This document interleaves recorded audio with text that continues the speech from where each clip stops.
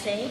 It's actually kind of morphed from what I read to you back in August, but it's a little different.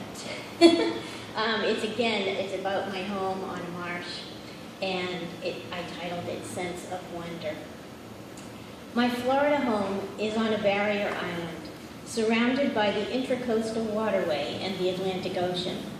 It's the only home my 17-year-old son Matthew has ever known, and the one his 23-year-old brother Michael and 25-year-old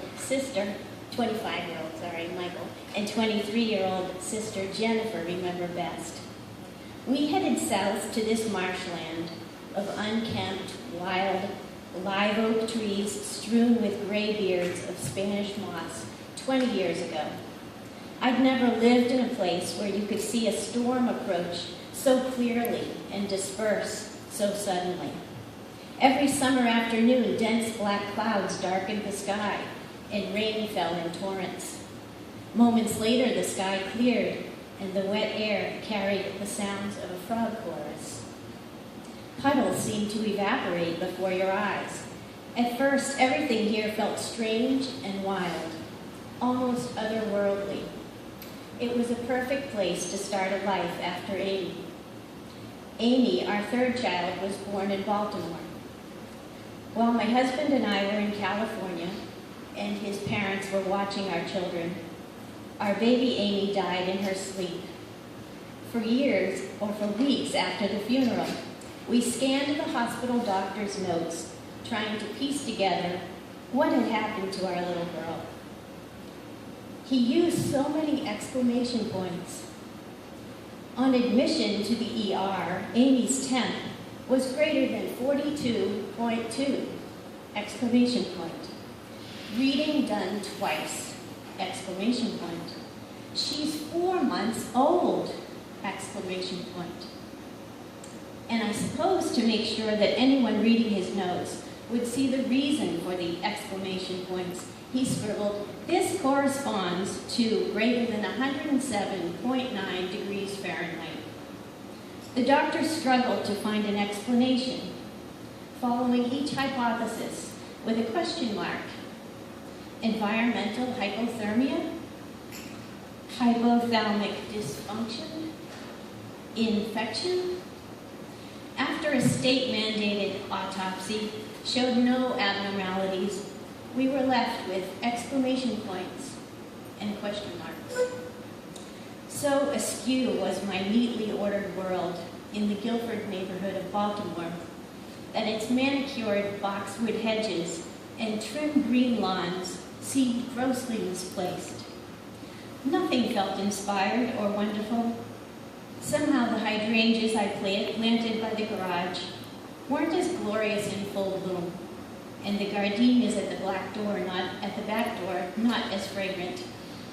It was the first Christmas I didn't bake gingerbread men or cut out Santa-shaped sugar cookies. What I remember most about the year after Amy died is a suffocating silence. Looking back, I can't imagine that our house was really that quiet. Jennifer was a toddler and Michael was in preschool. But losing Amy muffled my senses. I listened for a cry that I'd never hear. So when my husband took a job in Jacksonville, I welcomed the chance to leave our Baltimore home. We knew the moment we walked in the front door that this U-shaped Mediterranean-style house would be our new home, void of memory and full of promise. Leafy philodendrons and dwarf palmettos with fanned leaves filled the center courtyard. Grassy marshlands began where the rough St. Augustine turf stopped. Something about this subtropical landscape felt untamed, despite the developers' attempts to domesticate the marshlands by sodding golf courses and erecting stucco and coquina-sided homes. I'm not typically an adventurer, but I embraced the wildness of this place.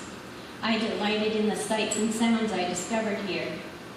Green anole lizards climbed the porch columns and the side of my house, bobbing their heads, doing push-ups, and displaying their bright red throat fans. Tree frogs scaled the windows with adhesive pads on their tiny web feet. Marsh wrens gurgled, egrets and blue herons barked, frogs croaked, and bees droned. My family and I adapted to Florida life with wonder and excitement. Soon I was pregnant with our fourth child. Then the wonder came to an end. A month before the baby was due, my husband left. I was something I'd never expected to be, a single mother. I wish I could tell you that grieving for Amy somehow made this new loss more bearable. But that has not been my experience. One grief did not lighten the other. Instead, they joined hands and walked with me side by side. Just as I could not stop reminding myself that Amy would be starting preschool, I couldn't help thinking that this was not the new life we were supposed to be living in Florida. I used to wonder if I might have adjusted to single life more quickly if I'd left my house on the marsh. A fresh start, memories wiped clean. But I learned from our move to Florida that memories do not wipe clean, and if a memory is brief, its mark is indelible. You may try to disguise it, but it's always there, leaking beneath the surface, like those pet stains that reappear after you've shampooed the carpet. Just as the salt marsh reverberates with new life, it's also a burial ground. Dead plants and animal remains decompose. Instead of an enchanted playground, the marsh in my backyard became more like an episode of The Wild Kingdom. One afternoon, after I put the baby Matthew down for a nap and was ready to take one myself, the phone rang. It was my neighbor from a few doors down. "Nancy, you've got to get a bell for your cat's collar. She's just mauled a bunny at the edge of the marsh. My children and I saw the whole thing. It was gruesome, bloody, so upsetting. I grabbed your cat and was on my way up your front walk when your dog came around the corner with a marsh rat in its mouth.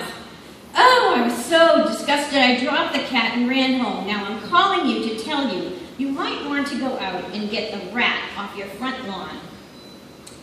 There stood Liberty, my happy golden retriever, with a marsh rat so large that it hung from both sides of her mouth. Once she dropped it, I got a shovel and threw the body back into the marsh. I bought a bell for Crystal's collar the next day.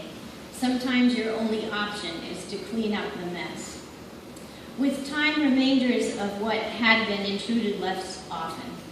The white circle on my tanned left ring finger disappeared after a few months.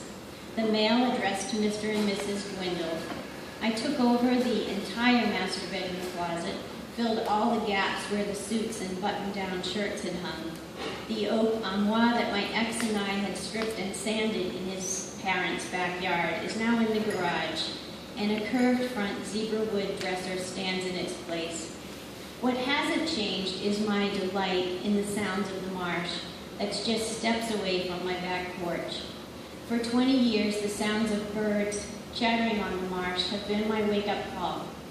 I confess some days I didn't hear them at all. It was the nudge of a dog's wet nose or the lick of a cat's sandpaper tongue that woke me in a haze.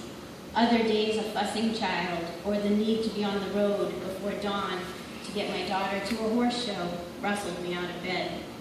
Now the house is relatively quiet. My children are grown, and I listen to the birds, twittering, cackling, and chirping, while crickets drone a supporting bass line.